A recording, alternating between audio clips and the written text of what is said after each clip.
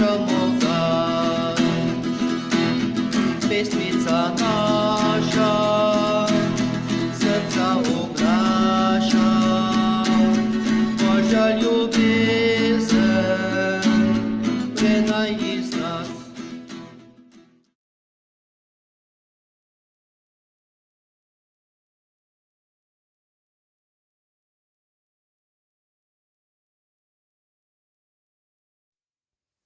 V imenu Očeta in Sina in Svetega Duha. Amen. Dragi otroci, lepo pozdravljeni. Spet smo skupaj. Kako ste? Upam, da ste dobro in vse vas lepo srdačno pozdravljam. Danes bomo govorili o spokornikih. Kdo so pa bili spokorniki? Kaj pa mislite? Spokorniki so bili posebne vrste svetniki, ki so se v življenju pokorili za grehe vseh ljudi, ne le samo za svoje. Spokorniki so še sveti ljudje, ki poskušajo postati boljši s delanjem pokore. Kaj pa je pokora, otroci? A vam je to znano? A veste, kaj je pokora? Pokora je pa dejanje, ki ga opravi grešnik, kadar želi pokazati svoj iskren namen, da ne bo več grešil. Recimo, pokoru nam naloži duhovnik, ko gremo k svetoj izpovedi, ko se izpovemo svojih grehov, se pokesamo in takrat dobimo pokoru. Pokoro, katero je dobro, da čim bolj iskreno in srcem naredimo.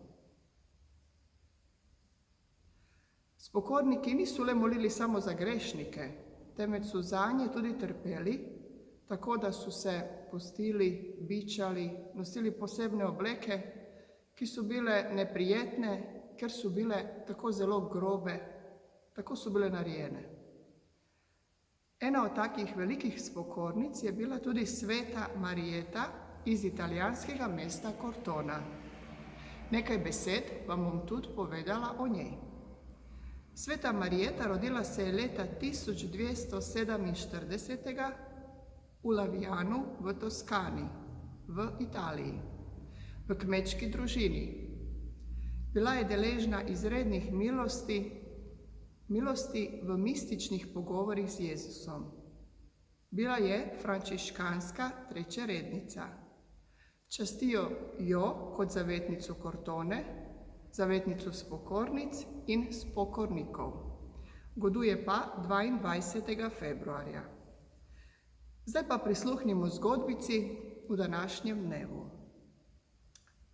Naslov te zgodbe je Mati nikoli ne preneha biti mati. Če sem čisto iskrena, je tudi moja mama prava spokornica, je priznala Tamara. Večkrat mi reče, da sem njena pokora. Verjamem, da tako reče, se je nasmehnil Serafinček. Vendar ne misli tako. Otroci ste za starše vir veselja in tudi skrbi. Vsaj občasno. Starši, še posebej mame, vas iskreno ljubijo. Takoj za Božjo ljubeznijo je najmočnejša in najiskrenejša ljubezen matere do svojih otrok. Moja mama se večkrat jezi name, če naredim kakšno neumnost. Me tudi takrat ljubi, je zanimalo Petra. Seveda, mame so včasih hude in takrat povzdignejo glas. Pa ne zato, ker bi vas v tistem trenutku manj ljubile. Bože je držalo, vendar raje vidim, če je prijazna in nasmejana, kot pa stroga in zadirčna, je iskreno dodal Peter. Starši so vaši najiskrenejši prijatelji, je nadaljeval Serafinček. Če vas bodo vsi ljudje zapustili in obsojali, vam bodo starši stali ob strani. Strogi so in vas vzgajajo, ker vas ljubijo. Na ta način vas pripravljajo na tisti del vašega življenja tu na zemlji, ko boste živeli samostojno. Pogosto boste morali sprejemati odločitve, ki bodo zaznamovale vaše življenje. Takrat bodo besede, še posebej pa zgled vaših staršev, kot kaži pot, da se boste pravilno odločili. So pa tudi starši, ki svojih otrok ne vzgajajo tako strogo. Moja sošolka pravi, da ji starši vse dovolijo, je ugovarjala Tamara. Veliko raje bi imela takšne starše. Starši so različni, Tamara. Imajo tudi različne vzgojne prijeme. Nažalost so tudi takšni, ki svoje vloge ne jemljejo dovolj resno in se ne zavedajo, kako odgovorno nalogo so prijeli z rojstvom svojih otrok. Starši so dolžni vzgajati svoje otroke. Vam, otrokom, morajo postavljati pravila in meje, ki se jih morate držati. Samo tako boste odrasli v odgovorne ljudi. Pa je med svetniki kakšna mati, ki je imela težave s svojimi otroki, je zanimalo Petra. Seveda, je pokimal Serafinček. Ena od takšnih je Monika. Kdo je bila Monika, je vprašala Tamara. Monika je se rodila v severni Afriki pred približno 1700 leti. Ko je bila dovolj stara, so jo poročili z moškim, ki ni bil krščen. Bil je pogan, kot pravimo.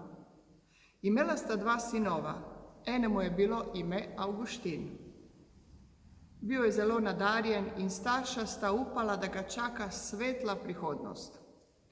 Toda sin se je vdal uživačkemu načinu življenja. Ni priznaval nobenih moralnih načel, ker je živel v prepričanju, da si človek lahko privošči vse užitke tega sveta. Monika je leta in leta molila, da bi Avguštin uvidel svojo zablodo. Sama mu je dajala dober zgled, ker je bila srčno dobra ženska in je živela zelo zgledno. Tudi njen mož je sprejel Jezusa in se dal krstiti. Šele po mnogih letih je Avguštin spoznal, da živi narobe, da smisel življenja ni v uživanju, temveč v služenju Bogu in ljudem. Spoznal je, da si v teh nekaj letih na zemlji lahko prisluži večno srečo pri Bogu. Spreobrnil se je in pozneje postal celo škof. Upam, da tudi moja mami moli zame, je vzdihnil Peter. Evo, otroci, poslušali smo lepo zgodbico o spokornikih, kako je tudi sveti Avguštin bil eden od njih, ki se je spokoril, se pravi, da vsak človek lahko spremeni grešne poti svojega življenja in začne hoditi po pravi poti, ki ga vodi Bogu in zveličanju. Naloga za te šmarnice, za ta dan je, za večerno molitev preberi eno zgodbico iz Svetega pisma. Sedaj bomo zmolili eno zelo lepo molitev Presvetoj Devici Mariji. Molitev se kliče Zdrava morska zvezda. Zdrava morska zvezda, ljuba Božja mati, vseh devic devica in nebeška vrata. Ave te pozdravlja Gabriel, nadangel, srečno drugo Evo, ki nam mir prinašaš. Ti jetnike reši, slepim vid povrni, zlo od nas odvrni, z dobrim nas obdari. Mater se izkaži, tvoje Božje dete, naj po tebi usliši naše srčne želje. O devica sveta, blaga, vsa in čista, vseh nas grehov reši, čistost v nas obnovi.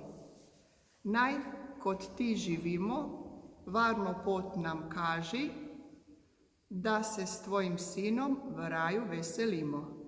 Čast Bogu Očetu, Kristusu Gospodu in enako Duhu Svetemu na veke vekov. Amen. Mati ljubezniva, skupaj molimo, prosi za nas. Mati čudovita, prosi za nas. Mati brezmadežna, prosi za nas. Petrovška Mati Marija, prosi za nas. U imenu Očeta in Sina in Svetega Duha. Amen. Bodite lepo pozdravljeni, dragi otroci, do naslednjič. Lepo se imejte. Dio.